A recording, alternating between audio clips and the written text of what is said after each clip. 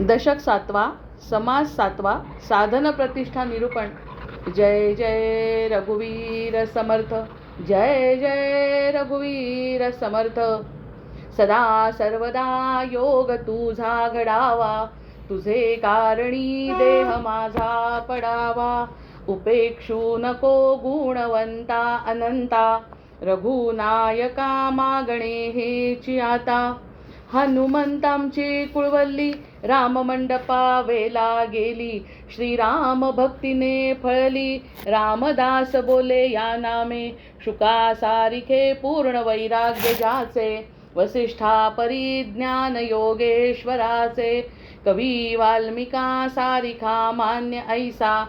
नमस्कार माझा सद्गुरु रामदासा, जयाचा जगी जन्म नामार्थ झाला. जयाने सदा वास नामात केला, जयाच्या मुखी सर्वदा नाम कीर्ती. नमस्कार त्या ब्रह्मचैतन्य मूर्ती, आहे तू जननी मदीय नकळे अज्ञान मी लय करू. घाली गे निज प्रेम पाखर सदा, दूरी नको गे करू. प्रेमे बाहत मुक्त कंठ करुनी, नाही तुझे बंधन. प्रल्हादा गुरुराजया नित तुम्हा, माझे असो वंदन. आदौ राम तपोवनादिगमनं हत्वा मृगं काञ्चनं. वैदेही हरणं जटायुमरणं, सुग्रीव संभाषणं. वाली निर्दलनं समुद्रतरणं, लंकापुरी दाहनं. पश्चाद् रावण कुंभकर्ण हननम्, एतद्धि रामायणं. जय जय रघुवीर समर्थ. गणेश शारदा चैव सद्गुरुः सज्जनस्तथा, आराध्य दैवतं गुह्यं सर्वं मे रघुनन्दनः. गणेश शारदा सद्गुरु संत सज्जन कुळेश्वरू, सर्व ही माझा रघुवीरू. सद्गुरु रूपे श्रीराम माझे आराध्य दैवत. परमगुह्य गुह्यातीत गुह्यपणाची मात, न चले जेथे यो जातो मरुदंश जोक्षित तले. संबोधयन् सज्जनान् ग्रंथं यो रचयन् सुपुण्यजनकं, श्रीदासबोधाभिधं. यः कीर्त्या पठनेन सर्वविदुषां, स्वान्तापहारी सदा. सोऽयं मुक्तिकरक्षितौ विजयते, श्रीरामदासो गुरुः. मला वाटते अंतरित्वा वसावे, तुझ्या दासबोधासित्वा बोध व्हावे. अपत्या परी पाववी प्रेमग्रासा, महाराजया सद्गुरु रामदासा.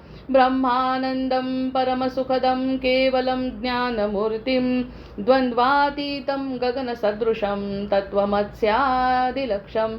एकं नित्यं विमलमचलं सर्वधी साक्षिभूतं, भावातीतं त्रिगुणरहितं सद्गुरुं तन्नमामि. गुरुर्ब्रह्मा गुरुर्विष्णु गुरुर्देवो महेश्वरः, गुरुः साक्षात् परब्रह्म तस्मै श्रीगुरवे नमः. अनेन प्रियतां देवो भगवान् जानकीपतिः, श्रीरामचन्द्र पूर्वेषाम् अस्माकं कुलदैवतं. श्रोता वक्ता श्रीराम समर्थ. जय जय रघुवीर समर्थ, जय जय रघुवीर समर्थ, जय जय रघुवीर समर्थ. दशक 7वा, समास 6वा, बद्धमुक्त निरूपण जो आपला पूर्ण झालाय, ज्याच्यावरती आपलं चिंतन झालंय. त्या ठिकाणी त्यांनी सांगितलं बद्ध आणि मुक्त हा संदेह आहे. मग सगळ्यात मोठा भ्रम हा आहे की आपण बद्ध आहोत की आपण मुक्त आहोत. कोणत्याच प्रकारची अवस्था मनाची बद्ध, बाकी कर्माबद्दल चर्चा नाही. कर्म तर करायचंच आहे. जे देह प्रारब्ध आहे, जो प्रारब्धाने मिळालेला देह आहे, त्याच्या समोर जे कर्म आहे, जे सुख आहे, ते दुःख आहे, ते सगळं सहन करत शरणागती पत्करण्यात आहे आहेच.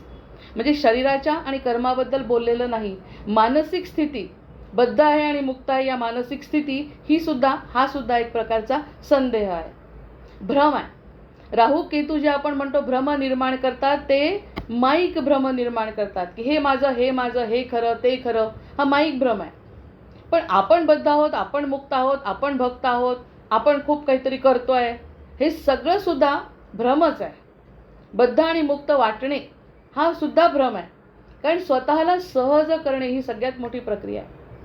स्वतःला सहज करायचं म्हणजे मनानी अतिशय सहज शांत असं व्हायचं, म्हणजेच ब्रह्मानंदम परमसुखदम. किंवा मनोनिवृत्ती परमोपशांती सातीर्थवर्या मणिकर्णिकाच सानंदमानंदवने वसंतम आनंदकंदम हतपापवृंदम वाराणसीनाथमनाथनाथं श्रीविश्वनाथं शरणं प्रपद्ये करचरणकृतं वा कायजं कर्मजं वा श्रवणनयनजं वा मानसं वा पराधं विहितमविहितं वा सर्वमेतत्क्षमस्व जय जय करुणाब्दे श्रीमहादेव शंभो आत्मा त्वं गिरिजामतिः सहचरा प्राणात् शरीरं गृहं पूजा ते विषयोपभोगरचना निद्रा समाधिस्थितिः संचारः पदयो प्रदक्षिणविधि स्तोत्राणि सर्वा गिरौ यद्यत् कर्म करोमि तत्तदखिलं शंभो तवाराधनं जे जे कर्म करू हातानी जे जे कर्म करू ते मनानी परमेश्वराला अर्पण केलं तर ती अवस्था आहे सहज अवस्था जी आहे ती कठीण आहे. ती सहज अवस्था खरं तर मूळ अवस्था सहज आहे पण ती सहज अवस्था कठीण आहे कारण आपल्याला या सगळ्या माया मोहामध्ये आपण जे अडकलो आहे त्या अडकल्यामुळे ती सहज अवस्था कठीण वाटते आणि कठीण अवस्था सहज वाटते. जय जय रघुवीर समर्थ. त्यामुळे त्यांनी म्हटलं हा सगळा भ्रम आहे. मुळात माईक भ्रम तो वेगळाच की हे सगळं मायाजाळ आहे ते तर वेगळंच आहे माईक ते सगळं सोडून आता त्यांनी म्हटलंय बद्धमुक्त निरूपणामध्ये त्यांनी सांगितलंय की हे जे वाटतं आपण बद्ध आहोत हे जे वाटतं आपण मुक्त आहोत ते सुद्धा भ्रम आहे. बद्ध असणं आणि दास्यत्व पत्करणं हे मुक्तीची अवस्था आहे. दास्यत्व शरणागती आहे बद्ध असून सुद्धा मुक्त आहे आणि मुक्त असून सुद्धा बद्ध आहे. अशा प्रकारचं जे माईक गोष्ट आहे त्या माईक गोष्टीच्या वर आपण ते चिंतन केलेलं आहे. समर्थांच्या आशीर्वादाने ते चिंतन पूर्ण झालं आहे. धरी कल्पनेचा देहो साधू सदा निस्संदेहो देहातीत वस्तू देहातीत देहाच्या पलीकडे मनाच्या वावरणाच्या पलीकडे हृदयाच्या आत जे सापडतं जे आत आहे ते वर आहे. जे आत आहे ते वर आहे आणि जे बाहेर दिसत आहे ते वर नाही आहे. हे सगळं पंचमहाभूतांनी बनलेलं आहे. सगळी पृथ्वी ब्रह्मांड देह सगळं पंचमहाभूतांनी बनलेलं आहे. त्याच्यामुळे तो दूर असला तरी तो पंचमहाभूत वेगळी आणि तो वेगळा. मग तो आणि आत असलेला तो एक आहे. तो आणि आत असलेला एक तो भरला सर्वाघटी सगळीकडे भरलेला आहे चराचरात भरलेला आहे तो फक्त खरा आहे. मग ते देहातीत वस्तू म्हणजे देहाच्या पलीकडची वस्तू आता निदान थेअरी तरी समजू शकते आपल्याला. यातून थेअरी म्हणजे असं मांडलंय त्याच्यावरती विश्वास बसणं त्याप्रमाणे चिंतन करणं त्याप्रमाणे मनन करणं आणि त्याप्रमाणे निजध्यासन करून आणि तसं आचरण करणं ही गोष्ट थोडीशी कठीण आहे. पण ती प्रत्यक्षात संत म्हणतात ती सोपी आहे सहज आहे. ही सोपी पायवाट सोडून आपण जे गोंधळाच्या पायवाटेमध्ये जातो त्यामुळे हा जो भ्रम आहे सुखाचा आणि दुःखाचा तो आपल्याला जाणवत असतो तो भ्रम आहे. सगळा भ्रम आहे सगळा भ्रम आहे. फक्त एक ते तत्व आणि आतलं तत्व खरं आहे एवढं मानणं म्हणजे ती देहातीत वस्तूला थोडंसं त्याच्याकडे लक्ष देणं प्राधान्य देणं हे चिंतन आहे आपल्या मागच्या समासातलं. आता असो हे पुढती त्यांनी सांगितलं शेवटच्या 2 उभ्या घेते त्यातल्या फक्त आता असो हे पुढती पुढे राहावे कोणे रीती त्याची निरूपणे श्रोती सावध परिसावे श्रीराम. आता ते म्हणतात मग असं जर कळलं म्हणजे आत्ताच मी बोलली की थेअरी कळली एखादा धडा समजला धडा शिकवला शिक्षकांनी धडा शिकवला आणि तो समजतो भाषा समजते सांगणारे चांगले असतात त्यामुळे सांगणारी ती गोष्ट समजते. पण ती गोष्ट समजल्यानंतर आता कसं वागायचं त्याच्यावरच्या प्रश्नांची उत्तरं कशी द्यायची ते कसं समजलंय ते स्वतःच्या शब्दात कसं मांडायचं ते मी आता तुम्हाला सांगतो. म्हणजे सर्व दृष्टीने सतत प्रयत्न करतात आहे की पुढे राहावे कोणेरीत्यात हे तुम्हाला सांगितलं की देहातीत वस्तू त्यांना मिळालेली आहे ते समाधान त्यांना मिळालेलं आहे. तो आणि मी एक आहे असं समाधान त्यांना ज्या साधू संतांना मिळालं आहे ते मिळालेलं समाधान मी या ठिकाणी मांडलं की त्या ठिकाणी ते समाधान आहे. बाकी कुठेही समाधान नाही. सुख आणि दुःख सापडेल पण समाधान सापडणार नाही. समाधानासाठी त्याला स्वतःला ज्याचं आहोत त्यामध्येच जावं लागणार आहे. जसं आपण मिठाच्या बाहुलीचं उदाहरण पाहिलं जशी ती रत्नाकरामध्ये मिसळली त्याबरोबर ते एक रूप झाले आणि तिला तिचा जो आनंद मिळाला जो ती शब्दात वर्णन करू शकली नाही.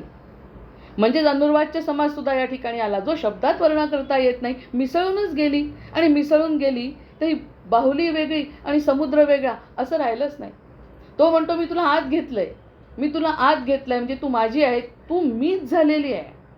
तू मी झालेली असल्यामुळे तुला बोलायचं काय शिल्लक. म्हणजे जे भगवंताचं वर्णन आहे तेच त्या जीवाचं वर्णन आहे.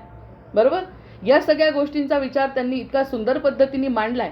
पण मांडल्यानंतर त्या गोष्टीचं चिंतन होऊन आणि तसं कसं घडावं ह्याचं सुद्धा मार्गदर्शन समर्थ करतात. की हे कळलं आता की थेअरी काय आहे, ही अशी आहे की जशी ती बाहुली त्यामध्ये रत्नाकरामध्ये मिसळली आणि मिसळल्यानंतर एकरूप झाली, हे आपण साक्षीभावाने बघतो. तिचा अनुभव काय आहे ती शब्दात वर्णन करू शकत नाही, है ना. इथे आपण ही गोष्ट पकडू शकतो. उदाहरण, आणि त्यांनी सांगितलं समर्थांनी, दृष्टांत, अनुभव, आपले आणि इतरांचे सगळे अनुभव एकत्र घेऊन, दृष्टांत घेऊन आणि मग समर्थांचे शब्दांकडे लक्ष देऊन जर काहीतरी पकडायचा प्रयत्न केला तर हा सगळा बद्ध मुक्त हा सुद्धा सगळा संदेह आहे. लक्षात घ्या. आपण 25 वर्षापूर्वीची घटना पुन्हा पुन्हा उकरून काढतो म्हणून प्रत्यक्षात ती निघून गेलेली आहे. जर विसरायचं ठरवलं तर ती घटना गेलेली आहे. जर पकडून ठेवायचं ठरलं तर ती घटना आहे अजूनही. म्हणजे आमच्या मनामध्ये ती घटना ठेवायची का विसरायची हा आमचा प्रश्न आहे. पण काळाच्या ओघामध्ये ती गेलेली आहे, हे तर सत्य आहे. काळाच्या ओघामध्ये आपल्याला काळाच्या ओघात जायचं नाही. आता काळाच्या ओघात संपायचं नाही आहे. काळाच्या ओघात जर संपायचं नाही असं ठरवलं तर जो कालातीत आहे, जो वस्तुतीत आहे, जो देहातीत आहे, ती वस्तू आपली आहे ह्याच्यावरती आता चिंतन करणं आवश्यक आहे ना. हा मुद्दा आता आपल्याला सापडला. बोलता बोलता हे चिंतन घडत आहे की जी कालातीत वस्तू आहे त्याच्याकडे जर लक्ष गेलं तर काळाचा परिणाम होणार नाही. एक उभा क्षणभरी देवाची द्वारी उभा क्षणभरी, एक क्षण उभा राहिला ना सगळं सुखदुःख मागचं या जन्माचं तर विसरतंच, पण मागच्या जन्मीचं प्रारब्ध सुद्धा कटतंय. प्रारब्ध कटून नील होतोय आपण. मग नील झालं आणि काहीच आठवत नाही या मागचं असं गृहीत धरून हा क्षण जर पकडला तर पुढचा हा जो सोन्याचा क्षण येणार आहे तो शक्य आहे. आणि तो शक्य आहे त्याकरता ही सगळी धडपड आहे. हे तुम्हाला थिअरीमध्ये सांगितलं म्हणतात. ते समर्थ म्हणतात हे सगळं थिअरीमध्ये सांगितलं आणि त्यानंतर हेही सांगितलं की ते निरूपण आता सांगतो. सावधपणे ऐका. सावधपणे ऐकतं काय, आता असो हे पुढती पुढे राहावे कोणे रीती. आता राहावे, ऐकावे, श्रवण करावे, मनन करावे, चिंतन करावे, त्याच्याही पुढची प्रगती आहे. त्याच्याही पुढच्या प्रगतीकडे नेलं आहे त्यांनी. त्यांनी म्हटलं की श्रवण करा, श्रवण भक्ती. किती मनापासून आपण श्रवण केलं, मनन केलं, चिंतन केलं, झालं ना. हे झाल्यानंतर आता कसं राहायचं हे सांगतो. आताच तर खरी परीक्षा आहे. आता कसं राहायचं ते सांगतो, त्याचं निरूपण तुम्हाला करतो. मुळात तुझे प्रश्न इतके सुंदर आहेत, म्हणजे कुणाचे प्रश्न, आपल्या शिष्याचे प्रश्न इतके सुंदर आहेत की त्या सुंदर प्रश्नांची उत्तरं देत असताना गुरुला खूप आनंद झाला आहे. नुकतीच गुरुपौर्णिमा झाली आहे. सगळ्यांना गुरुचे आशीर्वाद मिळालेले आहे, त्यांना आनंद मिळालेला आहे. आणि आनंद मिळाल्यानंतर आता ते म्हणतात तुला सगळं कळलं, असं शब्द तुला कळले. माझा तर प्रत्येक वेळी भर असतो की शब्द कळतात. लहान मुलांना सुद्धा शब्द कळतात. अगदी पहिलीतल्या मुलाला 10वीचा धडा जरी वाचायला लावला तरी शब्द कळतात, कारण त्याची 12 पाठ आहे. त्याच्यामुळे 10वीचं पुस्तकातला एखादा धडा इंग्लिशचा असो, जर त्याला इंग्लिशची 12 येत असेल तर इंग्लिशचा धडा तो वाचू शकतो. मग आपणही वाचलंच ना असा अर्थ होईल. जर आचरण केलं नाही तर वाचायला काय आपल्याला मराठी येत नाही. मराठी शब्द सगळे कळतात आहे.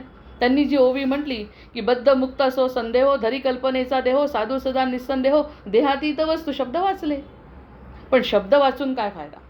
आता खरी परीक्षा आहे की जो शब्द वाचून मनन चिंतन, त्या ठिकाणी आपण भरपूर वेळ मिळाला, 1 महिना आपल्याला मनन चिंतन केलं. एक 15 दिवस मध्ये गेलेले आहे. मनन चिंतन केलं, समजून घेतलं, पटलं, निश्चयात्मका बुद्धी झाली. आणि मग आता समर्थ म्हणतात आहे आता काय करायचं आणि कसं वागायचं हे मी तुम्हाला सांगतो. पुढे राहावे कोणे रीती, त्याची निरूपण श्रोती ऐका. सावध परिसावे श्रीराम. मग आता त्याच्यामध्ये आपले बेलसरेंचा आशीर्वाद प्रस्तावनेसाठी आपण घेतो की आपल्याला समर्थांचे शब्द समजण्यासाठी अगदी साधं करून ते वेगळ्या स्वरूपात ओबीबद्ध न करता आपल्याला समजावून सांगतात. त्यांची प्रस्तावना आपण बरेच दिवस झाले घेतोय. त्यांच्या प्रस्तावने ते म्हणतात साधन प्रतिष्ठा. नावच कसं आहे बघा, साधन आणि त्याची प्रतिष्ठापना. म्हणजे साधन करायचं, आधी मुळात करायला असतं त्रास होतो. साधन करणं, काहीतरी करणं हे करायचं, नंतर त्याच्यामध्ये प्रतिष्ठापना झाली पाहिजे मनाची. तेच सातत्याने घडावं, तेच सातत्याने घडावं असं वाटतं. साधना म्हणजे काय, एकच गोष्ट 30 करायची, ज्याला रिपिटेशन म्हणतो. पुन्हा पुन्हा तेच. ब्रह्मदर्शन व्हावं यासाठी माणसं मनापासून प्रयत्न करतात. आपल्यासारखे लोक ज्यांना आता कळलंय की हे काय आहे आणि ते काय, जाणे ब्रह्म जाणे माया, हा पण समज झालेला आहे. जाणे ब्रह्म जाणलं फक्त की ब्रह्म असं आहे, वर आहे, जे देहातीत आहे, आणि माया जी आहे ती देहापुरती आहे. देहाच्या संबंधित माया आहे. ह्या दोन गोष्टी जाणल्या की नाही आपण. मग या जर जाणल्या आहेत आपण, असं जर आपण म्हटलं तर ब्रह्मदर्शन व्हावं अशी इच्छा नाही का जागृत होणार. जर दोन गोष्टी आपल्याला कळल्या, मायेचा फोलपणा कळला, माया खराब नाही, मायेचा खोटेपणा कळला की ती फसवी आहे, माया अतिशय फसवी आहे, हे कळल्यानंतर आपण कुणाकडे वळलो, मग ब्रह्माकडे, की आता ब्रह्मदर्शन व्हावं असं मनापासून प्रयत्न करतो ना आपण. म्हणजे त्यांनी जे सांगितलं आचरण कसं करावं, समर्थांनी निरूपण सुरू करायच्या आधी आपल्याला बेलसरे महाराज म्हणतात की तुम्ही प्रत्येकाला तसं वाटतं ब्रह्मदर्शन घडावं जो या क्षेत्रामध्ये येतो.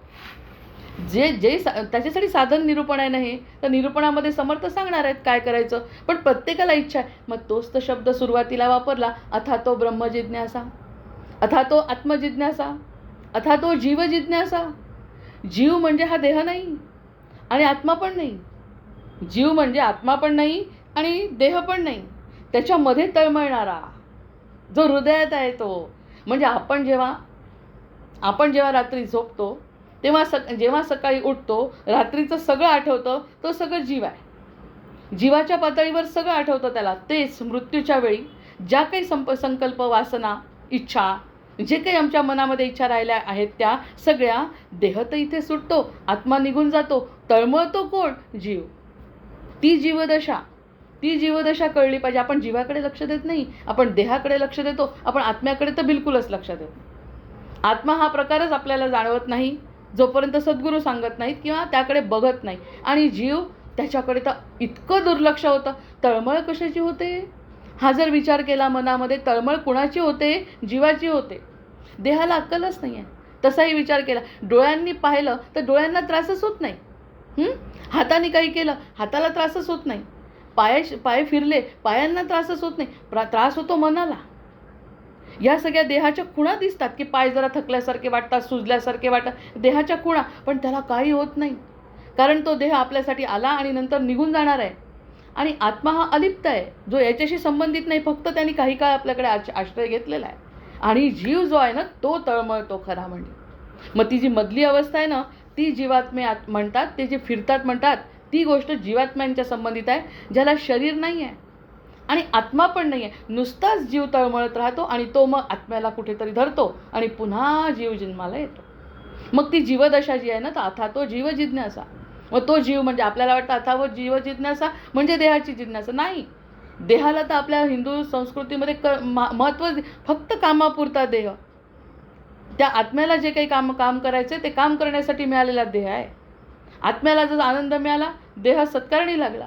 आत्मा जर तळमळला, देह सत्कारणी लागला नाही, निघून गेला तसाच. पुन्हा आत्म्याला विचारायला यावं लागतं आणि ते जीवदशा, ती जीवदशा म्हणजे अथा तो जीव जिज्ञासा, अथा तो आत्मजिज्ञासा. मी कोण आहे? जीव नाही आहे, आत्मा आहे. जीवजिज्ञासा समजून मग आत्म्याला समजलं आणि अथा तो ब्रह्मजिज्ञासा. ही ब्रह्मजिज्ञासा ही मुळात इच्छा दिली आहे भगवंतांनी आपल्याला, प्रत्येक जीवाला.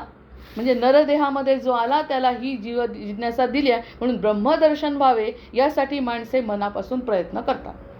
हे वाक्य त्यांनी दिलेलं. यासाठी प्रयत्न का करतात? मी कोणाची आहे हे कळावं नाही वाटत का?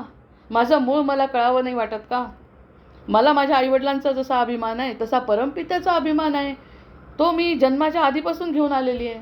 माझ्या सद्गुरूंचा मला अभिमान आहे, ज्यांचा हात आपण धरतो त्यांचा मला अभिमान. कितीही दिवस दुर्लक्ष केलं, आमचे महाराज म्हणायचे करा 40 वर्ष संसार, पण कधी ना कधी तर तुम्हाला इकडे वळावंच लागेल. करा आनंदाने संसार, अतिशय उत्तम तुमचा संसार व्हावा, ही सुद्धा मी तुम्हाला आशीर्वाद देतो. पण प्रारब्धाच्या पुढे मी बदल करू शकत नाही. त्याच्यामुळे काही वेळाने तुमच्या मनामधली जी मूळ जिज्ञासा आहे ना, त्याच्याकडे दुर्लक्ष करू नका. आणि मग जेव्हा तुम्ही याल ते सत्य मी तुम्हाला देणार आहे. आणि त्या सत्याची एकदा जाणीव झाली की तेच ब्रह्मदर्शन आहे. जय जय रघुवीर समर्थ. आज नेमका सोमवारचा दिवस आहे. मनोनिवृत्ती परमोपशांती. मनाची निवृत्ती झाली तर परमशांती मिळते आणि मग ते हृदयाची धडधड थांबते. हृदयाची धडधड थांबते म्हणजे हृदयाला शांती मिळते. मग ते जे म्हणायचं ते मनापासून आपण त्याचाच प्रयत्न, आपल्याला कळो नाही तर न कळो, प्रयत्न आपला त्याच्या शांतीसाठीच आहे. मनाचा प्रयत्न. आता आड काय येतं त्याच्या? आपले प्रत्येकजण ब्रह्मदर्शन व्हावं यासाठी माणसं मनापासून प्रयत्न करतात. आड काय येतं? आपण प्रश्न विचारला तर आपल्याला सगळ्या प्रश्नांची उत्तरं येतील आता. कारण समर्थांनी आपल्यावरती कृपा केलेली आहे. इतके समास आपले पूर्ण झालेले आहे. ऐकले, मनन केले, चिंतन केले, त्यावेळी रोज काही ना काही त्याच्यावरती चिंतन झालं आहे. त्यामुळे त्याच्या आड काय येतं? तर श्री समर्थ या ठिकाणी सांगतात की ब्रह्म आत्मस्वरूप आहे, म्हणून आत्मदर्शन हेच ब्रह्मदर्शन होते. आत्मदर्शन हेच ब्रह्मदर्शन. किती मोठी गोष्ट आहे ही. आपल्याला जर आपलं दर्शन झालं, फक्त आपलं दर्शन झालं तर तेच ब्रह्मदर्शन आहे म्हणतात, दूर कुठे काही नाही. मग काय शोधतोय आपण? हा प्रश्न आता आपल्याला पडला पाहिजे. आपण शोधतो काय? आपल्याजवळच आहे. काहीही कुणाचाही संबंध नाही. जे काही संबंध दिसतोय ना, तो फक्त मनाचा संबंध आहे. हृदयाचा संबंध परमेश्वराशी आहे. त्यामुळे जी काही वस्तू समोर येईल ती सगळी त्याची समजून त्याला समर्पण करून जर कर्म केलं तर आत्म्याला आनंद होतोय. आत्मा आपलं हृदय अतिशय मोठं आहे, विशाल आहे. हृदयाचा गुणधर्म विशालता आहे. त्याला छोटा आवडत नाही. एखाद्या वेळेस म्हटलं मी हिला मदत करत नाही तर हृदयाला फार त्रास होतो. मी एखादं चांगलं कार्य करते म्हटलं हृदय खूप आनंदी होतं. हा सगळा अनुभव आपण घेत असतो. मुळात आपण अतिशय चांगले आहोत. इतकं चांगलं आहे, जसं गंगा नदीचा उगम होतो तिथे गंगा नदीचा गोमुख पाहायला का जातो? कारण तिथे अतिशय पवित्र आणि अतिशय प्युअर फॉर्ममध्ये गंगा नदी दिसते. तसं आपलं जर प्युअर पाहायचं असेल तर आपण तसंच आहोत जशी गंगा नदी आहे. ती दृश्य स्वरूपात आहे. आपल्याला आपलं आत्मा दिसत नाही. अतिशय आनंद होतो कुणाला मदत केली, कुणाला त्रास दिला की खूप दुःख होतं. हे सगळ्या ज्या गोष्टी आहेत मग आपल्यातच आहे ना. त्रास करून घेणे आणि आनंद मिळवणे हे सगळं आपल्यात आहे ना. मग आतल्या आपल्याला जर ओळखलो तर ते म्हणतात ब्रह्मदर्शन तेच आहे. कुठे माहिती होतं? दूर शोधत होतो. जंगल जंगल ढूंढ रहा है मृग अपनी कस्तूरी को. इतना मुश्किल है तय करना खुद से खुद की दूरी को. कस्तुरी मृगाचं उदाहरण देतात, मृगजळाचं उदाहरण देतात. दूर दूर दूर फिरतो आणि थकून जेव्हा बसतो, मागे वळतो, त्याच्या बेंबीतूनच त्याला सुगंध येतो. जेव्हा तो शांत बसतो. याचाच अर्थ असा आहे की ध्यानाला जर बसलो तर आपलाच सुगंध आपल्याला येईल की आपणच ते आहोत. दुसरीकडे कुठे जाणे. आणि ही म्हणे सगळ्यांना दिलेली देणगी आहे. एकही गोष्ट, एकही व्यक्ती त्याच्यापासून दूर नाही. आणि जो दूर होत असेल तो त्याचा कोडगेपणा आहे. जो प्रत्येकाला ही गोष्ट दिली आहे. एकालाही असं म्हटलं नाही की तुम्हाला ही संधी नाही. तो गोर असो, गरीब असो, कोणत्याही जातीचा असो, कितीही मोठा ब्राह्मण असो, कितीही मोठा पंडित असो, ज्ञानी असो, अज्ञानी असो, मूर्ख असो, दिसायला खराब असो, सुंदर असो, कोणालाही, सगळ्यांना हा अधिकार दिलेला आहे. वापरतोय कोण हा प्रश्न आहे. म्हणजे इतकं आत्मदर्शन कठीण आहे. इतकं आत्मदर्शन कठीण आहे की तो स्वतःला ओळखू शकत नाही आणि चालला जगावरती राज्य करायला. मग सिकंदराला म्हटलं त्यानं, सिकंदराने राज्य केलं असं म्हटलं. त्याचं उदाहरण खरं तर देऊ नये आता आपण. पण जे कोणी राजे होऊन गेले त्यांनी सगळं त्या काळामध्ये गाजवलं नाव. पण त्याला प्रत्यक्षामध्ये ही संकल्पना लागूनही आत्मदर्शन करणारा खरा साधू. म्हणून साधूंना 700 का 1000 वर्ष झाले तरी त्यांना महत्त्व आहे. मग या सगळ्या गोष्टी ब्रह्म आत्मस्वरूप आहे म्हणून आत्मदर्शन हे ब्रह्मदर्शन असं बेलसरे काका सांगतात. आत्मा आपला स्व आहे. खरा स्व आपला आत्मा आहे, देह नाही, जीव नाही. जीवाकडून करून घ्यायचं जे करायचं आहे ते, आणि देह करतो. मग जीवानी जे सांगितलं, जर जीवानी सांगितलं ना तर देह करतो. जीवानी सांगितलं की आज मला काहीही आठवायचं नाही, रात्री झोपताना काहीही आठवायचं. केला आहे मी प्रयोग खरंच की रात्री काहीही आठवायचं नाही, शांत मनाने सकाळी आपलं पृथ्वीचं स्तोत्र म्हणून उठायचं. तर करतात. मन जीवानी सांगितलं, हृदयाने सांगितलं तर करतं. आणि सांगितलं की रात्रभराचं ते कालचा गोंधळच आठवायचा म्हटलं तर तेही करतं. मन असं आहे. त्यामुळे त्यांनी आपला स्व आपला आहे ह्याच्यावरती अधिकार गाजवा. दुसरीकडे गाजवण्यापेक्षा आपल्या स्ववर गाजवा. स्वहून अन्य वस्तूंचे जेव्हा ज्ञान होते की नाही तेव्हा ती वस्तू ज्ञात होते, हे खरे आहे. स्ववरती काय म्हटलं त्यांनी, स्वहून अन्य वस्तूंचे ज्ञान जेव्हा होते, स्वपेक्षा अन्य वस्तू जी आहे त्याचं ज्ञान होते, तेव्हा ती वस्तू आहे असं समजतं. म्हणजे हे पुस्तक आहे, मग हे माझ्यापेक्षा वेगळं आहे. मग माझ्यापेक्षा वेगळं आहे म्हणजे हे आहे याचं ज्ञान मला होतं जेव्हा माझ्यापेक्षा दूर पाहतो. हा प्रश्न हा आहे खरा. माझ्यापेक्षा वेगळं मी बघितलं तर ते आपल्याला दिसतं की हे पुस्तक आहे. माझ्या डोळ्यांना माझे डोळे दिसत नाही, मला माझं स्वतःचं दिसत नाही. जे दिसतं ना ते सगळं ज्ञात होतं. ती वस्तू ज्ञात होते ते खरे आहे. पण तिच्या केवळ ज्ञानाने ती प्राप्त होते तेव्हा ती वस्तू तिच्या केवळ ज्ञानाने ती प्राप्त होत नाही. मग ज्ञान आहे याचं म्हणून ती प्राप्त होते असं होत नाही. माहीत झालं की ही वस्तू आहे, पण ती प्राप्त होत नाही. मला समजलं माझ्याजवळ आत्मा आहे, मला समजलं माझ्याजवळ जीव आहे, समजलं, याचं ज्ञान झालं, पण प्राप्त नाही होत. किती कठीण. आणि प्राप्त झाल्याशिवाय समर्थांनी सांगितलं आहे की रोकडा साक्षात्कार, आमचं हे विज्ञान आहे म्हणतात. विज्ञानाला जसे तुम्ही नियम लावता ते सगळे नियम त्याला सिद्धांतावरती ठरतात की हा सिद्धांत आहे म्हणून नियम आहे. नियमांना अपवाद असतील भले, पण नियम सिद्धांतांनी ठरतो की नाही. तसं मी जर सांगतो आत्मा तुझ्याजवळ आहे, त्याला प्रूफ पाहिजे ना. मग त्याची सिद्धता पाहिजे असेल ना, तर ती नुसत्या ज्ञानाने होत नाही. जसं नुसत्या ज्ञानाने डॉक्टर झाला, MBBS झाला, MD झाला, नुसतं ज्ञान आहे मेडिकलचं, त्याला प्रत्यक्ष सर्जरीचं ज्ञान प्रॅक्टिकलमधूनच घ्यावं लागतं. इंजिनियरला सुद्धा प्रॅक्टिकलीच ते प्रूव्ह करावं लागतं की 6 महिने 8 महिने त्याला त्यासोबत राहून इंटर्नशिप करून आणि मग त्याचं ज्ञान प्राप्त होतं, त्याच्यामध्ये कुशलता प्राप्त होते. ज्ञान तर आहेच, ज्ञान नसेल तर त्या क्षेत्रात चालत नाही. इकडे ज्ञान नसलं तरी चालतं, ही आणखीन मोठी सूट आहे. या ठिकाणी ज्ञान नाही तरी चालतं, पण कुशलता पाहिजे. मग नुसतं माहिती आहे हे पुस्तक आहे म्हणून त्या पुस्तकातलं ज्ञान मला काही होणार नाही. किती मोठी गोष्ट सांगितली आहे. म्हणजे या सगळ्या गोष्टी करण्यासाठी आपल्याला किती मोठी पात्रता आपली स्वतःची वाढवून घ्यावी लागणार आहे. त्यांनी म्हटलं ही वस्तू आहे, ही कळतं. दुसरीकडे माझा ग्रंथ आहे, माझे सद्गुरू आहेत, माझे समर्थ आहेत, समोर आहे, याचं ज्ञान आहे मला आता. त्यांनी आधीच सांगितलं याचं ज्ञान मी तुम्हाला दिलेलं आहे. म्हणजे तो ज्ञान ग्रहण करण्याचा आपण प्रयत्न केल्यामुळे आपल्याला कळलं की सद्गुरू आहेत आणि सद्गुरूंवर निष्ठा पण आहे.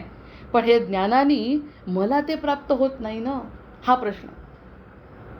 म्हणजेच अडलं कुठे काम? आपल्या स्वतःच्या गोष्टीनं. आपण स्वतः केल्याशिवाय काही मिळत नाही. समोर सूर्यप्रकाश आहे, खिडकी बंद केली तर आपल्याला सूर्यप्रकाशाचा फायदा होत नाही. तशाप्रमाणे ती वस्तू ज्ञात झाली, माझ्याजवळ आता हे ज्ञान आहे, माझ्याजवळ हे पुस्तक आहे, माझ्याजवळ सद्गुरू आहेत, माझ्याजवळ सगळं आहे, पण त्यांनी मला त्याचं ज्ञान होईल, पण मला आत्मसात करता येत नाही, पण तिच्या केवळ ज्ञानाने ती प्राप्त होत नाही. ही सगळ्यात मोठी आता आपण म्हणतो अडचण आहे. प्राप्त ती मिळवण्यासाठी कर्म करावे लागते, ती गोष्ट करायसाठी कर्म करावे लागते. परंतु आत्मस्वरूप स्वतःचे स्वरूप असल्याने ती नित्य प्राप्त आहे. काय कर्म करायचं आहे? आपण म्हणतो हे केल्याने, वाचन केल्याने, पूजा केल्याने, फुलं आणल्याने, श्रावण केले, हो त्यांनी आनंद मिळतो तात्पुरता. त्यांनी आत्मस्वरूपाचं ज्ञान होत नाही. आत्मस्वरूपाचं ज्ञान हे अगदी वेगळं. कलियुगासाठी हा नियम तर खूपच लागू आहे. जुन्या काळी यज्ञ कर्मकांड करून त्याच्यातून त्यांना खरंच स्वतः भगवंत प्रगट होत होते. त्यांचे सद्गुरू त्यांना दर्शन देत होते. जसं एकनाथ महाराजांना अजान वृक्षाचा सिद्धांत मुळीचा दृष्टांत देऊन त्यांना ते काम करायला लावलं. हा काळ वेगळा होता, प्रदूषण विरहित काळ होता. आता चालत नाही.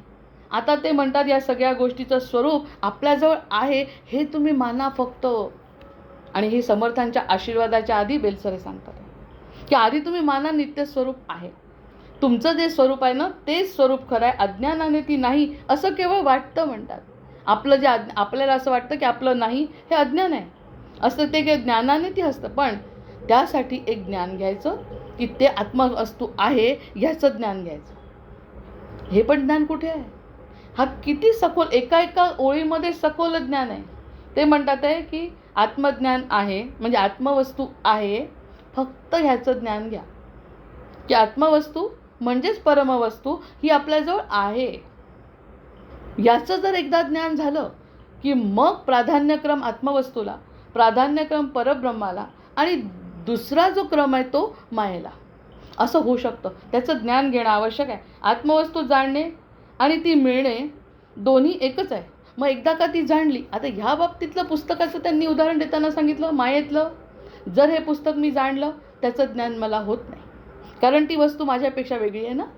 हे पुस्तक वेगळं आहे, हे सगळं ज्ञान वेगळं आहे, हे सगळं वेगळं आहे, त्याच्यामुळे मला ज्ञान होत नाही. म्हणजे ती वस्तू मला मिळते असं नाही, ज्ञात होत नाही, कारण की ते वाचावं लागेल, ते समजून घ्यावं लागेल. पुन्हा ते प्रक्रम आहेच, पुन्हा मनन वाचन चिंतन निजध्यासन, ह्या सगळ्या नुसत्या वस्तू माझी आहे म्हणून मला त्याचं. नाही तर आपल्याकडे किती ग्रंथ आहेत, रामायण आहे, महाभारत आहे, भागवत आहे, दासबोध आहे, ज्ञानेश्वरी आहे, लिखाण करतो, वाचन करतो, सगळे यूट्यूबवर आहे, म्हणून माझी होत नाही. ते माझा त्याच्यावर अधिकार नाही चालू शकत.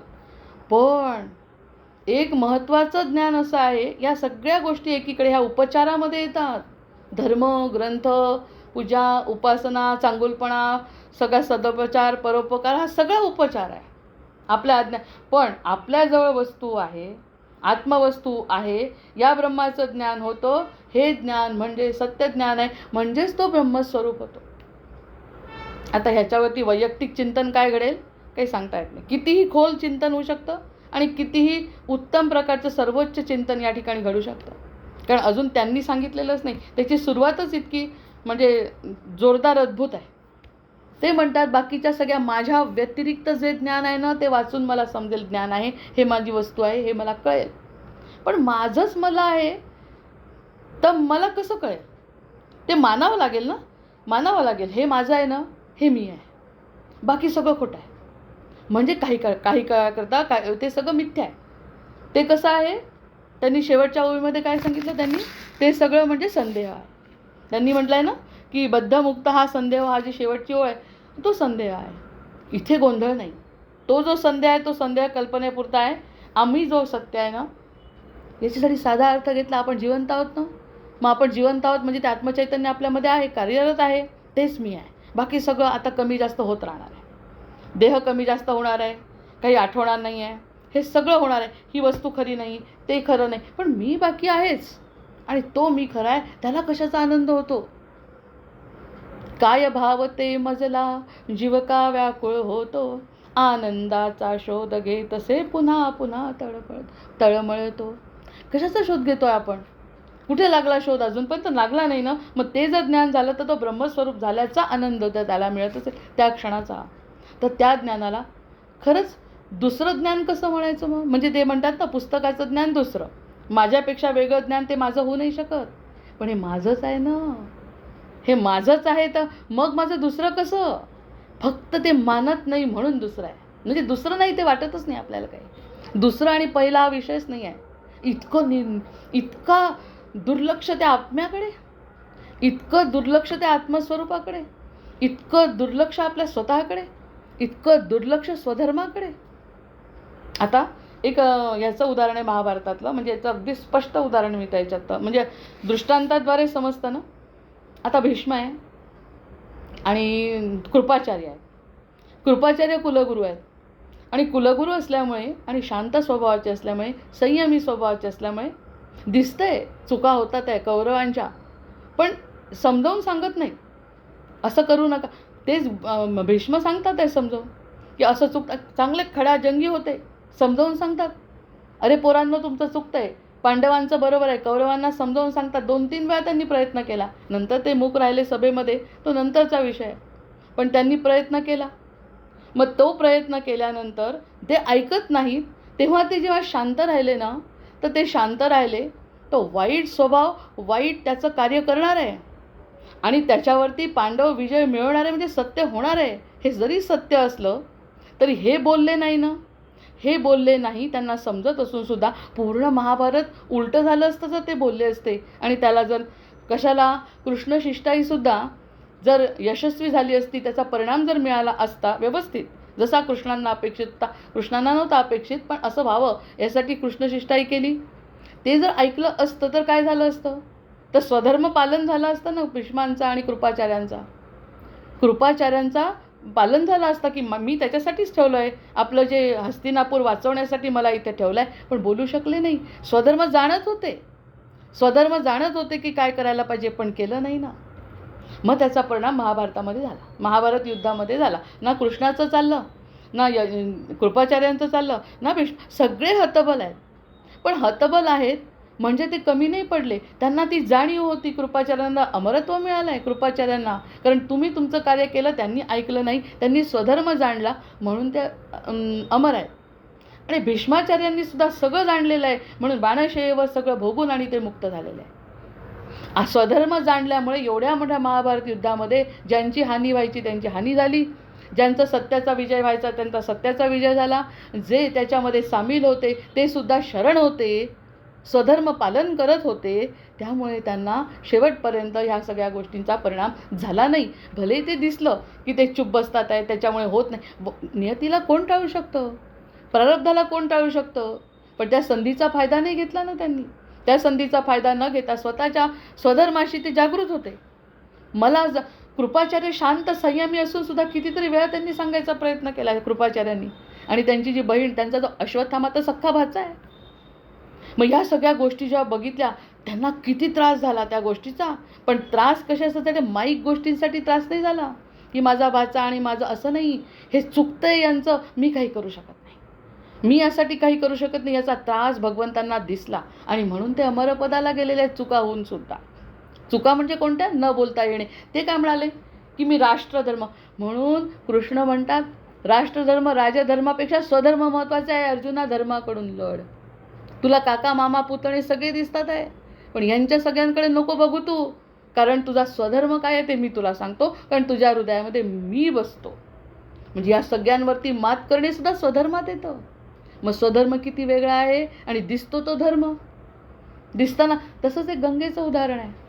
गंगेचं उदाहरणामध्ये तिने जेव्हा सांगितलं शांतनू आणि गंगा लग्न होतं, 7 मुलं मारते नेऊन, आणि मारल्यानंतर ह्याला जेव्हा सहन होत नाही शंतनूला, 8व्या वेळेस विचारतो का गं बाई, लग्न होतं, एवढी सुंदर सुंदर मुलं होत आहेत आणि तो मारून टाकते. स्वधर्म पालन केला. विचारलं, तिने सांगितलं होतं मी तुझ्यासोबत राहणार नाही एक दिवस सुद्धा मी तुझ्यासोबत राहणार नाही जर तू मला प्रश्न विचारला. पण ती म्हणाली एक गोष्ट तुझ्यावरती उपकार करते की तुला मागचा जन्म यांचा सांगते आणि मग मी निघून जाते. त्यामुळे त्यांना थोडी शांती मिळाली भीष्माचार्यांना की असं असं घडलं आहे मागच्या जन्मात, म्हणून आपल्याला हे सगळं बघावं लागलं, म्हणजे शांतनूला. मग हे 7 घटना घडल्यानंतर जेव्हा या सगळ्या घटना घडतात तेव्हा सगळं म्हणजे बीजच महाभारताचं शांतनूपासून रोवल्या गेलं आहे. हे सगळं घडणारच होतं. हे सगळं महाभारत, आताही सुद्धा जी प्रदूषणाची परिस्थिती आहे ती घडणारच आहे, ढवळणं चालूच आहे. पण ते ढवळणं चालू असताना आपला रोल काय? स्वधर्म पालन कर. जो स्वधर्म पालन करेल तो कृपाचार्य भीष्माचार्यांसारखा अमर होईल. मनात श्रीकृष्ण बसलेला आहे, वागो कोणाहीकडून. कारण काय आहे? मी राजसत्तेचा पाईक आहे. माझ्या कुटुंबामध्ये मला राहायचं आहे, कुटुंबाकडून वागलो, मन जर माझं श्रीकृष्णाकडे असेल ना तर मला माफ आहे, क्षमा आहे सगळ्या गोष्टींना. हा स्वधर्म आहे. स्वधर्म आणि धर्म यामध्ये सुद्धा फरक शेवटी कृष्णांनी केलेला आहे. कृष्ण म्हणाले धर्म नाही, राजधर्म नाही, काही नाही, तू स्वधर्माचं पालन कर. आणि जे भीष्मांनी धर्म नाही केला पण स्वधर्म पाळला, म्हणूनच त्यांनी कृष्णाला जवळ बोलवलं आणि त्याला ती शरण गेली, स्वतःची बुद्धी त्यांना दिली. या सगळ्या गोष्टी हे शिकवतात. म्हणजे काय कळलं? आत्मस्वरूप. या सगळ्या गोष्टींमध्ये वरचा भाग काहीही त्यांनी केला तरी कृष्णाला समर्पित असल्यामुळे आपण त्याच्यातून, समर्थांनी सांगितलं की दृष्टांतातून तुम्ही शिका.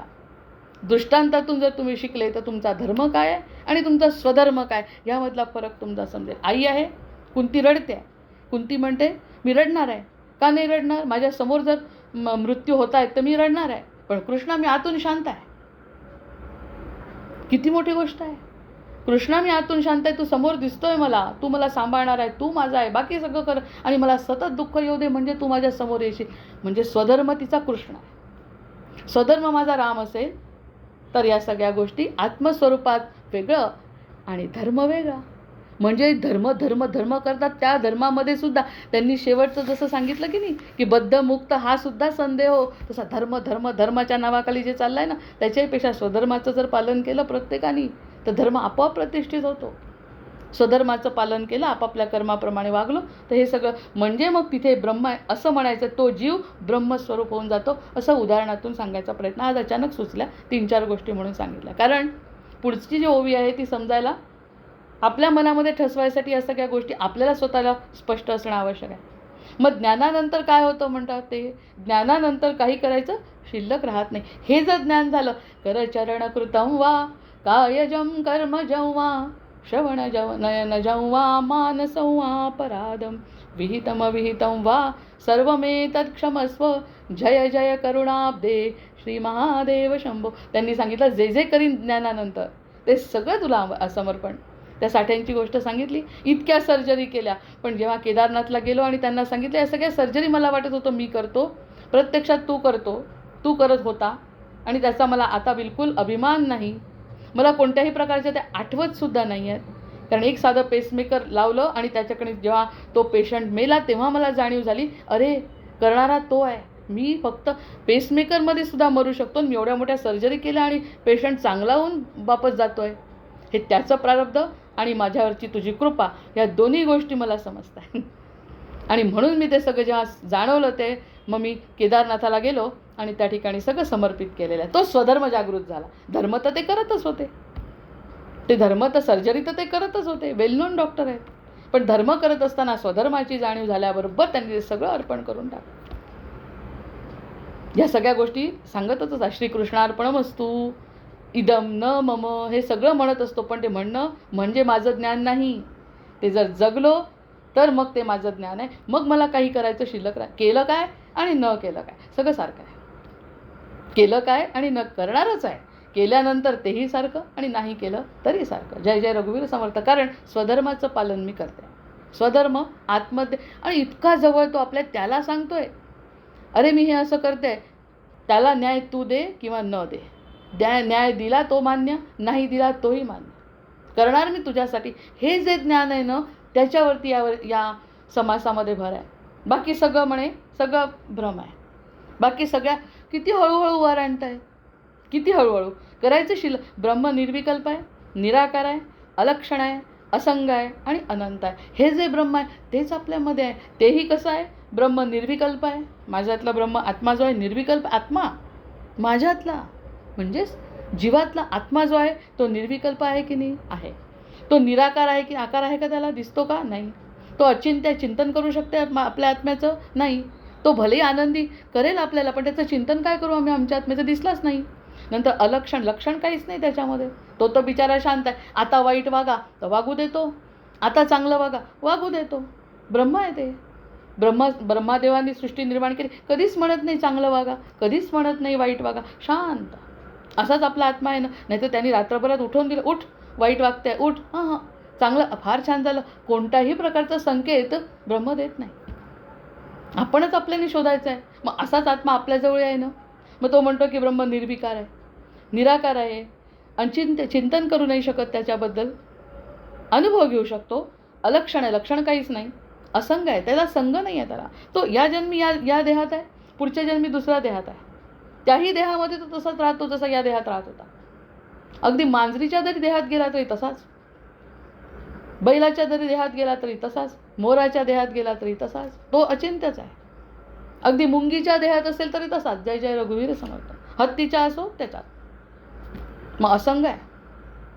त्या देहामध्ये त्याला त्रास होतो असं काही नाही. तू जर मुक्ती केली तर मुक्त होतो. तू जर थांबवलं पुन्हा दुसऱ्या जन्माला जातो.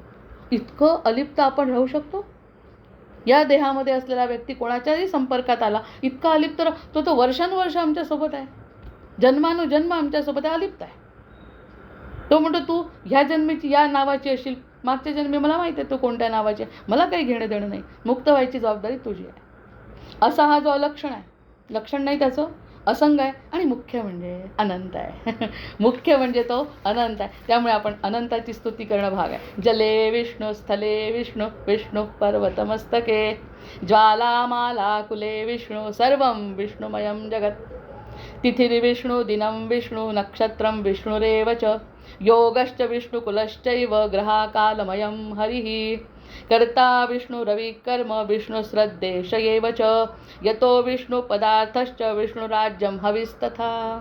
स्थानं देशश्च कालश्च विष्णुरूपे प्रतिष्ठितं, द्रव्यं विष्णुश्च विश्वं सर्वं विष्णुमयं जगत्.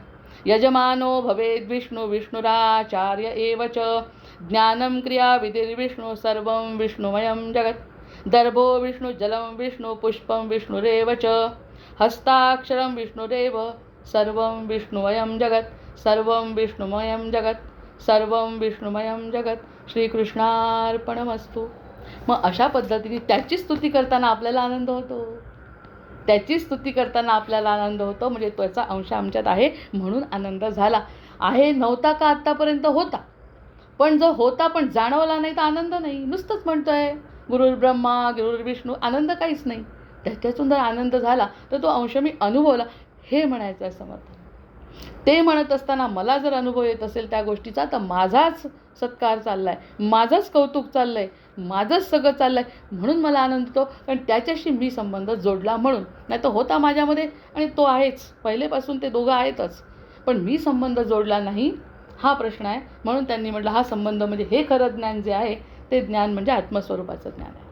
आज जर मला विष्णूचा स्तोत्र म्हणत असताना आनंद झाला, आज जर मला स्वतः खाताना आनंद झाला, खात असताना असं वाटलं की तो यज्ञ चालला आहे आणि त्या यज्ञाच्या रूपाने जर मी खाते आहे, जे काही काम करते आहे ते सगळं भगवंताला अर्पण करते, ह्या सगळ्या प्रकारचा आनंद झाला तर तो आणि मी वेगळा राहत नाही. तो आणि मी वेगळा नाही, ह्याचं ज्ञान हे नुसतं पुस्तकातलं ज्ञान नसून हा आनंद आला पाहिजे. ह्या विशेषणांचा भावार्थ काय आहे? आता जे विशेषणं सांगितले, निर्विकल्प आहे, निराकार आहे, अचिंत्य आहे, अलक्षण आहे, असंग आहे आणि अनंत आहे. ह्या विशेषणांचा भावार्थ म्हणजे फक्त अर्थ तर खूपच विशेष आहे. भावार्थ म्हणजे ब्रह्मस्वरूपाचं वर्णन करताना एक अट आहे. ब्रह्मस्वरूपाचं वर्णन करत असताना अज्ञानाचा स्वीकार व्हायला पाहिजे. ज्ञान आहे म्हणण्यापेक्षा अज्ञानाचा स्वीकार व्हायला पाहिजे. हे मला माहीत नाही, हे माझ्यापासून दूर होतं, जे ज्ञान आहे ते माझ्यापासून दूर होतं, हे अज्ञान माझ्याजवळ होतं, ह्याचा स्वीकार व्हावा अशी बेलसरे काकांची अपेक्षा आहे. ते म्हणतात ह्या विशेषणांचा भावार्थ असा आहे की तू काहीतरी विशेष आहे आणि तू इतका विशेष आहे की त्याचा अंश मी आहे, हे विशेष आहे. तू विशेष आहे, अर्थातच तू निर्विकल्प आहे, निराकार आहे, अचिंत्य आहे, अलक्षण आहे, असंग आहे, अनंत आहे. पण तू अनंत आहे ते असत असताना मला ते आवडतं आहे म्हणून ते विशेष आहे. मी शरण आलो आहे म्हणजे माझ्यामध्ये तुझा अंश आहे फक्त, आणि तोही चांगला सकारात्मक अंश. जो मर्यादित अंश आहे तो मनातून काढून टाकला. त्याचाच अंश मर्यादित देहस्वरूपात आहेच, जीवस्वरूपात आहे, तो मनातून काढून टाकला. आणि सकारात्मक अंश जो आहे तो अंश माझ्यामध्ये आहे, याची जाणीव मला आहे, त्याचं ज्ञान मला आहे. हे अज्ञान जे होतं मला ते मी स्वीकारलं आहे. हा स्वीकार करणं खूप महत्त्वाचं आहे. हे स्वीकारच मोठा कठीण आहे. इथे देहाला धक्का बसतो. मी कोणीतरी विशेष आहे हे जे देहाचं ज्ञान आहे ना, त्याला धक्का बसतो, त्याला धक्का बसतो. म्हणून मग हे अज्ञान कशाच्या आश्रयाने राहतं? ते म्हणतात हे अज्ञान आत्म्याच्या आज्ञाने राहतं का? नाही. ते जीवाच्या आश्रयाने राहतं का? नाही. ते राहतं देहाच्या आश्रयाने. माझी बुद्धी, माझं प्रेम, माझं कुटुंब, माझा देश आणि माझी पुस्तकं, हे सगळं असं जीवाच्या आश्रयाने ते अज्ञान राहत असतं. त्याला मौज अशी आहे की जीवाला स्वतःच्या स्वरूपाबद्दलच अज्ञान आहे. आणि जो ज्याच्याबद्दल मला सगळं ज्ञान आहे म्हणतो त्याला स्वतःचंच ज्ञान नाही, हेच त्याचं खरं अज्ञान आहे. हे त्याला स्वीकारावं लागतं. कळत आहे का की जास्त होत आहे? जास्त होणार नाही, कारण की तो विषय तसा अगदी सलग चालला आहे केव्हाचा. ते म्हणतात की जे देहाला वाटतं ते जे ज्ञान आहे ते अज्ञान आहे. त्या अज्ञानाची जेव्हा जाणीव होते तेव्हा ते अज्ञानाचा स्वीकार होतो आणि तो स्वीकार झाल्यानंतर अनंत दरवाजे उघडतात. मौज आहे म्हणतात त्याच्यात. आणि मग त्यांनी म्हणलं अज्ञानाचा आधार घेऊन अज्ञान समजून घ्यावे लागते. अज्ञान मी खूप हुशार आहे याचा अज्ञानाचा आधार देहा. हो खरंच इतरांना काहीच येत नाही, तुला येतं म्हणजे तूच हुशार. हा देहाचाच आधार देहाने घेतला. देहाचाच आधार म्हणजे देहाच्या बुद्धीने, माईक बुद्धीने आधार घेतला. आणि माझं अक्षर सुंदर आहे, मी खूप सुंदर आहे आणि माझं कुटुंब सगळ्यात चांगलं आहे, मी सगळं काही कमवलं आहे, मी इतकं दुःख भोगलं आहे, हे सगळं देहाच्याच आधाराने चालतं. प्रत्यक्षात विचारून बघा, आपल्याला जे कोणी आपल्याला ओळखत नसतील त्यांना विचारा, आपल्याला तितक्याच शिव्या देतात ते. जर संबंध नसेल तर ते कशाला आपल्याला चांगलं म्हणतील? आपण आपल्याच आधाराने शोधून घेतो की आपण चांगलं आहोत. जे काही आहे अज्ञान तो आपल्या आधाराने शोधतो. मग लागलीच जेव्हा आत्मज्ञान होतं तेव्हा सत्य उजागर होतं. आणि आत्मज्ञानाने अज्ञान एकदा का नाहीसे तर की हे अज्ञान आहे, या अज्ञानाचा मी स्वीकार केला मनापासून, जबरदस्ती नाही. अज्ञानाचा स्वीकार कर, अज्ञान असं नाही. जाणवतं अरे आपण कोणीच नाही, ह्या अनंतापुढे आपण कोण? अनंतानी करवून घेतलं म्हणून आपण करू शकलो, म्हणून आपला जन्म झाला, म्हणून आपण हे सगळं कार्य केलं. जे ठरवलं ते झालं नाही, ते माझ्या नशिबात नव्हतं, तरीसुद्धा माझ्याकडून करून घेतलं. ही सगळ्याची जाणीव ह्या वयात तरी कमीत कमी यायला पाहिजे. आपण आत्मपरीक्षाने सिंहावलोकन जर आपल्या जीवनाचं केलं तर बऱ्याच गोष्टी आपल्याला न जमणाऱ्या आपण केलेल्या आहे आणि अजूनही पुढे करत राहणार आहे. मग हे नाहीसं झालं की ते मुळी नव्हतेच हे समजते. मग ते समजतं की ते खरं नव्हतं, तो देहही खरा नाही, आज आहे उद्या नाही. त्या जीवाला त्रास नको बाबा. जीवाला आपला जो जीव त्रासात जीवदशा भोगणार आहे नको. आपल्या जीवाची आपण काळजी घेतली पाहिजे. आतापर्यंत मुकाट सोडलं, काय सगळं गृहीत धरलं, हात आहे, पाय आहे, डोकं आहे, डोळे आहे, सगळं गृहीत धरलं. ते गृहीत धरणं थांबवून आणि आता गृहीत न धरता नाहीसं झालं ना, मग शांत वाटतं. कशाला ताण घ्यायचा आहे? बिलकुल ताण नाही, शांत होणार आहे. इंद्रिय, मन, बुद्धी आणि मीपणा यांचा संगम होऊन अज्ञानाचे आवरण तयार होते. या सगळ्यांचे आवरण कशामुळे? माझंपणा, मीपणा, इंद्रिय, मन, बुद्धी यांनी. मग इंद्रिय तर दृश्याच्या कक्षेबाहेर पडू शकत नाही. डोळा किती लांबचं बघणार आहे, किती लांब, फक्त एक डोंगर दिसतो इथला, त्याच्या पुढचं काही दिसत नाही डोळ्याला. म्हणजे डोळ्याला इंद्रिय कक्षेच्या बाहेर जाऊ शकत नाही. दृश्याच्या कल्पनाकडे मन दृश्याला पार करू शकत नाही, मनाने दृश्याला पार करू शकत नाही, कल्पना करू शकत नाही. बुद्धीनं ब्रह्माचा अनुमान करता येत नाही. म्हणजे या 5 गोष्टींचा जे अज्ञानात आपण सुख समजत होतो, अज्ञानात सुख म्हणूनच दुःख मिळालं, अज्ञानात मिळालेलं सुख. त्यांनी म्हटलेलं आहे की दृश्याला पार करता येत नाही आपल्या इंद्रियांना, हातांना काही जास्त करता येत नाही, डोळ्यांना जास्त पाहता येत नाही, कानांना जास्त श्रवण करता येत नाही. इंद्रियांचं अडचण आहे, बुद्धीची अडचण आहे. बुद्धीला ब्रह्म समजत नाही, कारण हृदयाचा भाग आहे तो. माईक बुद्धी कसं समजून घेईल त्याला? बुद्धीला पटवावं लागतं, बाई हेच कर फक्त, देह देव पाठ हृदय संपुष्ट मध्य गुरु मूर्ती बैसविली, हेच कर फक्त. दुसरं केलं ना तर तुला मी मानत नाही, हृदय म्हणे तर चालेल. पण बुद्धीला ते पटू शकत नाही, आणि मन दृश्याच्या पार जाऊ शकत नाही बुद्धीनं. आणि कारण अनंत ब्रह्म शांताच्या संदर्भाने निर्णय करण्याच्या अनुभवाचा विषय होत नाही. शांत ब्रह्म आणि शांत ह्याचा विषय अनुमानाने करू शकत नाही. आता मी कितीही शिकवलं, त्यात मी काय शिकवणार? समर्थांनी कितीही शिकवलं तर ते अनुमानाच्या क्षतेत येतच नाही. असं थोडी असतं, असं थोडी ब्रह्म असतं, हे थोडी माझ्याजवळ आहे, मला तर कधी दिसत नाही. बुद्धीच्या अनुमानावर ते कधीच पटू शकत नाही ब्रह्म. त्यामुळे ही अडचण मेन आहे देहाची. आणि मीपणा देह केंद्रित, हा मीपणा जो आहे तो देह केंद्रित आहे. 5ही गोष्टींचं किती सुंदर निरूपण. हा जो मीपणा आहे तो माझ्या संदर्भात आहे. मी, माझं नाव, माझा देह, माझी जागा, माझ्या वस्तू याच्याविषयी केंद्रित असल्याने तो स्थल काल निमित्ताची सीमा ओलांडूच शकत नाही. मी 50 वर्षाची झाली, मी 100 वर्षाची होणार, मी मागच्या वेळेस 15 वर्षाची होती, ह्याच्या व्यतिरिक्त निर्णयच होत नाही बुद्धीचा. देहापलीकडे जाऊच शकत नाही, कारण देह मानायलाच तयार नाही. जन्माला आल्याबरोबर आमचे महाराज सांगायचे, 12व्या दिवशी जन्माला आलेल्याला तोकडं नाव काय देतात? बस त्या नावाला जे चिकटून बसतं, जन्म गेला, संपला, मरण झालं तरी तो नावाला सोडत नाही स्वतःच्या. इतकं ते देहाला चिकटलेलं नाव आहे. माझं नाव 12व्या दिवशी आईने ठेवलेलं नाव आहे. तो अनंत आहे, त्याला तर नाव कोणी ठेवलं माहिती नाही. मग तो कसा चिकटला आहे त्याला? तो तसाच जसा चिकटला तसं त्या अनंताला चिकटा म्हणतात. तोकड्या नावाला काय चिकटायचं? जे आईवडिलांनी ठेवलं, या देहासाठी ठेवलं, ही आई या देहाची, ज्यांनी काही 12व्या दिवशी नाव ठेवलं त्याला इतकं चिकटता म्हणे की त्याच्यातून सुटत नाही त्या नावातून. हे 5 गोष्टी फार महत्त्वाच्या आपल्याला त्याच्या बेसिकला त्यांनी सांगून दिल्या. इथे आपण थांबू. आज आपली काही सुरुवात झाली नाही, त्याचं तात्पर्य उद्या घेते आणि 2 ओव्या वाचून आम्ही थांबते. सुरुवात करते. दशक 7वा, समास 7वा, साधन प्रतिष्ठा निरूपण. वस्तू सतरी जरी कल्पावे तरी ते निर्विकल्प स्वभावे, तेथे कल्पनेच्या नावे शून्याकार श्रीराम. तथापि कल्पू जाताने कल्पनेच्या हाता, ओळखी ठाई न पडे चित्ता भ्रंश पडे श्रीराम. काही दृष्टी सची न दिसे मनास, तेही न भासे न दिसे कैसे ओळखावे श्रीराम. पाहो जाता निराकार मनासी पडे शून्याकार, कल्पू जाता अंधकार भरला वाटे श्रीराम. कल्पू जाता वाटे काळे ब्रह्म काळे ना पिवळे, आरक्त निळे ना ढवळे वर्णरहित श्रीराम. ते आपल्याला बेलसरींनी आधीच सांगितलं आहे. जया वर्ण व्यक्ती नसे भासाहू ना अनारिसे, रूपची नाही कैसे ओळखावे श्रीराम. न दिसता ओळखणं किती धरावी आपण, हे ते श्रमासीचं कारण होत असे श्रीराम.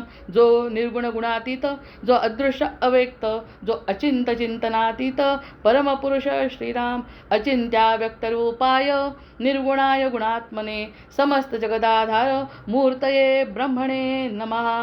जय जय रघुवीर समर्थ, जय जय रघुवीर समर्थ. झाले साधनाचे फळ, संसार झाला सफळ, निर्गुण ब्रह्मते निश्चळ अंतरी बिंबले श्रीराम. ही सेव झाला मायेचा, झाला निवाडा तत्वांचा, साध्य होता साधनाचा ठाव नाही श्रीराम. स्वप्नी जे जे देखिले ते जागृती सौडाले, सहज चंदुर्वाच्य झाले बोलता नये श्रीराम. ऐसे हे विवेके जाणावे, प्रत्येक गुणेसी बाणावे, जन्म मृत्याच्या नावे शून्याकार श्रीराम. भक्ताचे निसाभिमाने कृपा केली दाशरथीने, समर्थ कृपेची वचने तो हा दासबोध श्रीराम. 20 दशक दासबोध श्रवणद्वारे घेता शोध, मनन करत्यास विशद परमार्थ होतो श्रीराम. 20 दशक दोन्हीसे समास साधके पाहावे सावकास विवर्ता विशेषा विशेष कळो लागे श्रीराम. ग्रंथाचे करावे स्तवन स्तवनाचे काय प्रयोजन येथे प्रत्ययास कारण प्रत्ययो पहावा श्रीराम.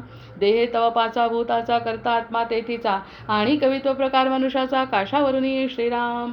सकळ करणे जगदीशाचे आणि कवित्वची काय मानुषाचे ऐशा अप्रमाण बोलण्याचे काय घ्यावे श्रीराम. सकळ देहाचा झाडा केला तत्वसमुदाय उडाला तेथे कोण्या पदार्थाला आपुले म्हणावे श्रीराम. ऐसी ही विचाराची कामे उगेच भ्रमो नये भ्रमे जगदेश्वरे अनुक्रमे सकळ केले श्रीराम. जय जय रघुवीर समर्थ. जय जय रघुवीर समर्थ. जय जय रघुवीर समर्थ. वंदे देवं विष्णुमशेष स्थितिहेतुं त्वामध्यात्मज्ञानविरन्तहृदिभव्यं. हे आहे यद्वन्द्वविहीनं परमेकं सत्तामात्रं सर्वरदुस्तं ऋषिरूपं. प्राणापानौ निश्चय बुद्ध्या हृदिरुद्ध्वा चित्वा सर्वसंशयबन्धं विषयोगान् पश्यन्ति शम्यं गतमोहायतयस्तं. वन्दे रामं रत्नकिरीटं रविभासम्. मायातीतं माधवमाद्यं जगदादिमानातीतं मोहविनाशं मुनिवन्द्यं. योगिद्धेयं योगविधानं परिपूर्णं वन्दे रामं रञ्जितलोकं रमणीयम्. भावाभावप्रत्ययहीनं भवमुक्त्यै योगासक्तिरर्चितपादाम्बुजयुग्मं. नित्यं शुद्धं बुद्धिमनन्तं प्रणवाख्यं वन्दे रामं वीरमशेषासुरदावम्. त्वं मे नाथो नाथितकार्याखिलकारी मानातीतो माधवरूपो किलधारी. भक्त्या गम्यो भावितरूपो भवारी योगाभ्यासैर्भावितचेतः सहचारी. त्वामद्यन्तं लोकततीनां परमीशं लोकानां न लौकिकमानैरुदिगम्यं. भक्तिश्रद्धा भावसमेतैर्भजनीयं वन्दे रामं सुन्दरमिन्दिवरनीलम्.